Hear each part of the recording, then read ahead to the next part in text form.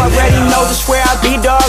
I ain't being cocky, but Philly what I'm reppin'. Watch me check it like it's hockey. I ain't tryna get it twisted. If you get it, then you got me. If you with it, cool. If not, I'll treat you like a Tamagotchi. I'ma let you down point. Yeah, I never disappoint. What's going on, guys? JHoyt back with you today. Welcome back to some Call of Duty World War II ranked play.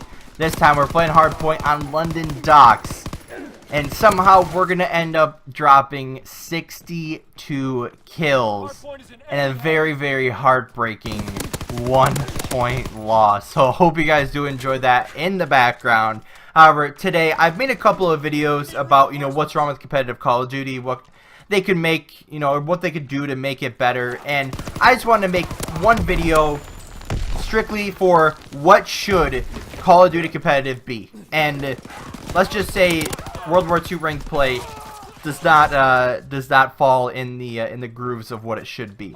So let's just start right off with the maps. Now you have to have good competitive maps to have a good competitive scene. It's just proven, right?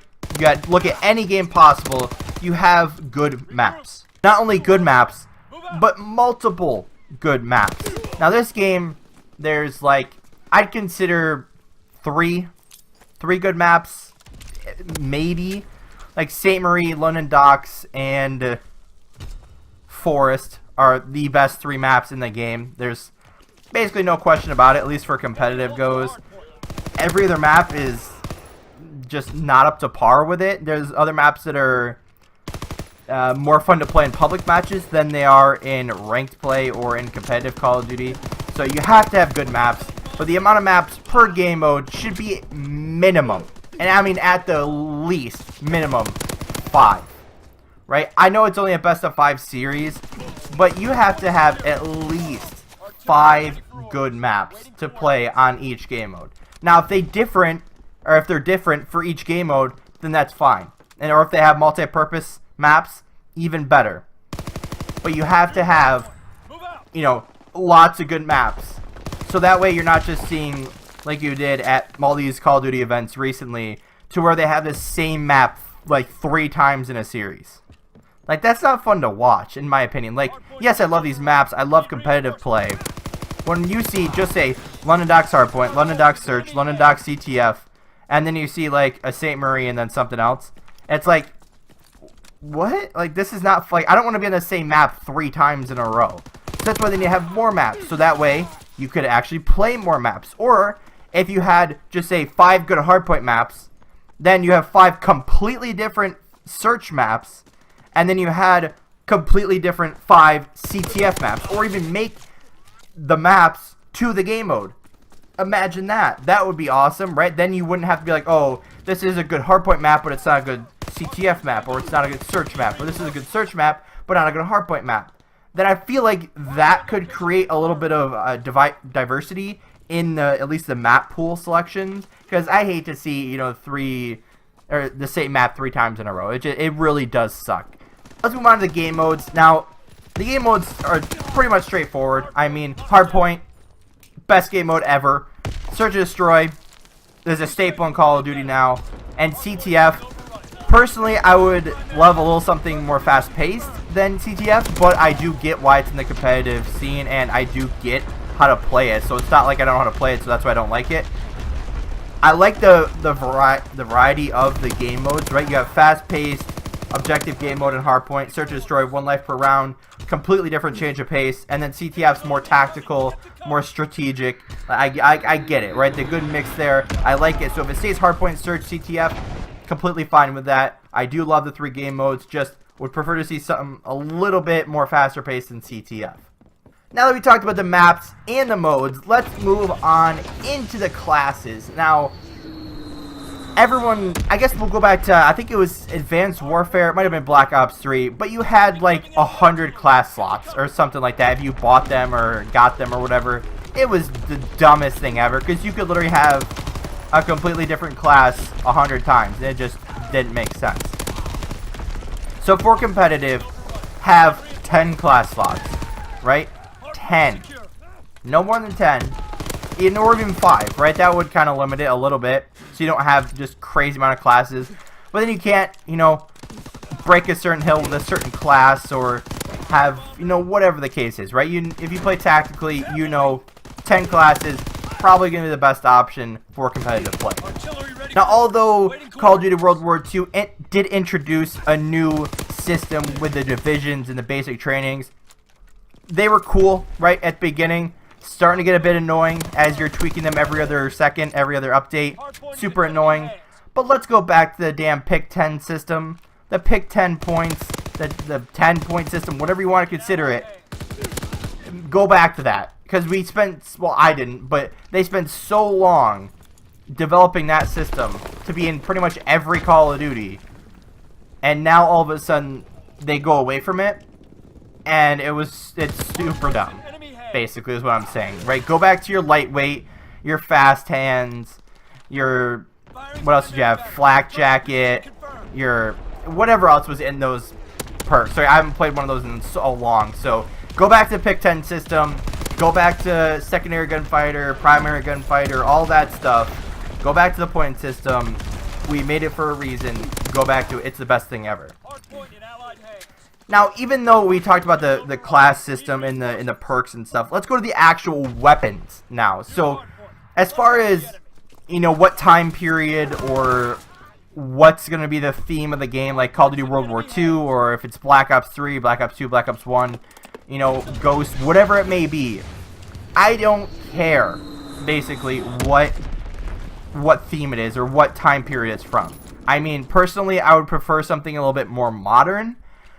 But, you know what? They want to make all these cool...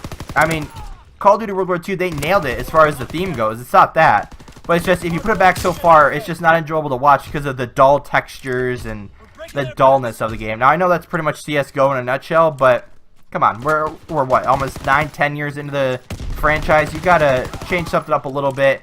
You know, go into a little bit more modern themes and modern, I guess, wars or whatever, if there even is any. But just go back to something more modern, at least for that system. But anyway, to the weapons part, I struggle to go back and forth between this one because you look at pretty much every Call of Duty ever, and you had a main submachine gun, pretty much always. They always tried to buff another one and nerf the main one. It just never worked out. You know, that one main sub was always there, pretty much. Like if you look at like Advanced Warfare, that had pretty much the perfect balance between a submachine gun being the ASM-1, you had the BAL, then you had occasionally the IMR, I think it was called, which got broken very quickly. And then you had guns like the AK-12, I think it was called. So you had a good balance there, but it was still just mainly the bar, right? So you had one sub, one AR, and a sniper, which is basically how it should be, right? One submachine gun, one or two ARs, depending on what they are. Don't have like Black Ops 3 where every single gun was competitive. Like it's just not fun to watch, really. I mean, you want someone to be really good at a main AR role or a main sub role. You want to see that. You don't want someone to be the best ASM player or the best PPSH player, but they suck with every other gun. It just doesn't make sense. It's not fun to watch competitively. And then you go to the ARs. One or two ARs, right? The Black Ops 3 had, what, 3 at times, I think, with the AN-94, the M8. Total, 1 or 2 ARs, preferably one or two. I'd say no more than that. And this is the most crucial part. No single shot weapons. None. Right? You look at every single shot gun weapon ever. It's always broken. It's always a 2-shot kill. And it just does not make for a good competitive vibe to the game. Then you go to snipers. As long as it's one bolt-action sniper, don't care what it looks like, don't care what it sounds like, doesn't care what it looks like. Just have a good sniper rifle and either be able to edit your reticle or have, you know, a custom reticle thing or whatever you want to do. Just make it so you can pick your reticle because this stupid thing from the, I think it's the M19 or the M11 or whatever the heck it's called. The other bolt-action sniper rifle, it's not the car. I hate that sight. Like, the car sight is just so much better. Just figure out a way to edit your reticle like you do on the red dot sight, something similar to that. Other than that, I don't really have anything else to mention as far as what would be the perfect Call of Duty because most of anything else, right, they have events, they have the Pro League. I do like the LAN League system. At first, I didn't really like it because, you know, not everyone faces everyone, which is kind of something I was looking forward to, because most likely in stage 2, it's going to be pretty much the same teams facing off against each other, potentially a little bit different, but you know what, you can't win them all. But other than that, I think just maybe more events, or at least better timing events, because they had like the end of stage 1 being 1 week, then like that weekend was stage 1 playoffs, I think it was, or the weekend after, and then they had an event the week after that. So, you know, if you're gonna have like stage 1 end, right, have like a week or two in between that and stage 1 playoffs, and then have like another week or two in between stage 1 playoffs and then the next event before stage 2 starts, right? I don't know if that's how it is or not, but just give some time for the people that, you know, it isn't their week to get there, get warmed up, scrim on LAN, you know, do all of that stuff. You know, just let them have time to do whatever they need to do.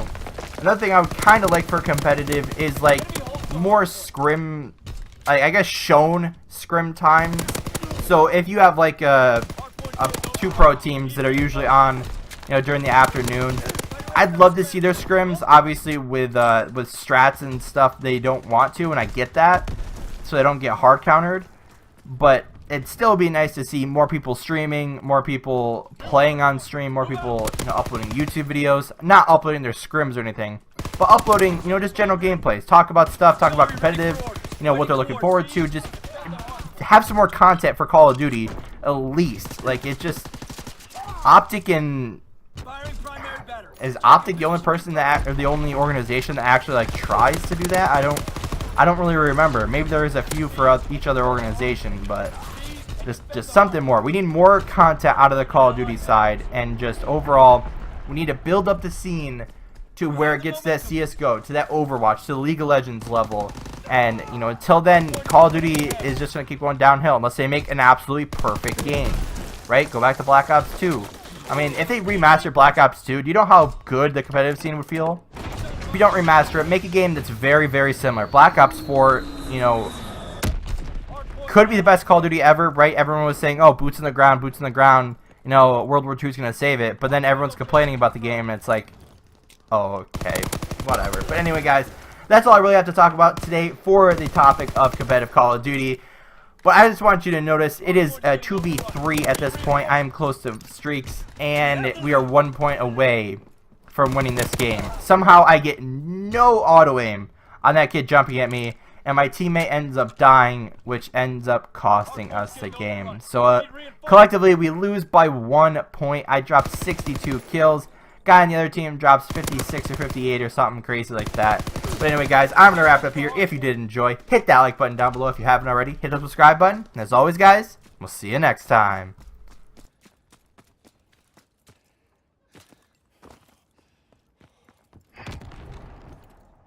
Fall back. Retreat. Retreat. I want you forever, even when we're not together. Scars on my body so I can take you wherever. Like, I want you forever, even when we're not together. Scars on my body, I can look at you and